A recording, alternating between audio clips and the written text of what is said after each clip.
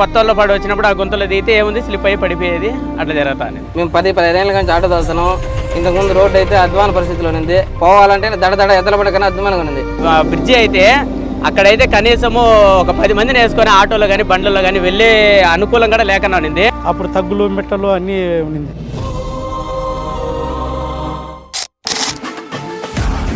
రోడ్లు ఇప్పుడైతే ప్రతి ఒక్క చోట కూడా రోడ్లు బాగా చేస్తున్నారు. అలాంటి బ్రిడ్జి పని కూడా అక్కడ తారు కొత్తగా మొత్తం వెడల్పు చేసి బాగా వేయడం అనేది మాకు చాలా హ్యాపీ. ఇప్పుడు బాగుంది రోడ్డు, ఇప్పుడు బాగా వేస్తున్నారు. ఇప్పుడు నీట్గా బాగుంది, తారేస్తున్నారు. డబుల్ రోడ్ బాగుంది. గతంలో రిపేర్లు ఎక్కువ, ఇప్పుడు రిపేర్లు తగ్గుతాయి. పులివర్తి నాని గారికి ధన్యవాదాలు. రోడ్ వర్క్ చేపిస్తాను దానికి ఎమ్మెల్యే నాని గారికి ధన్యవాదాలు. రోడ్ వేయించిన దానికి పులివర్తి నారాయణ గారికి మేము మా తరఫున, మా ఊరి తరఫున కూడా అందరికీ థ్యాంక్ యూ చెప్పుకుంటాం.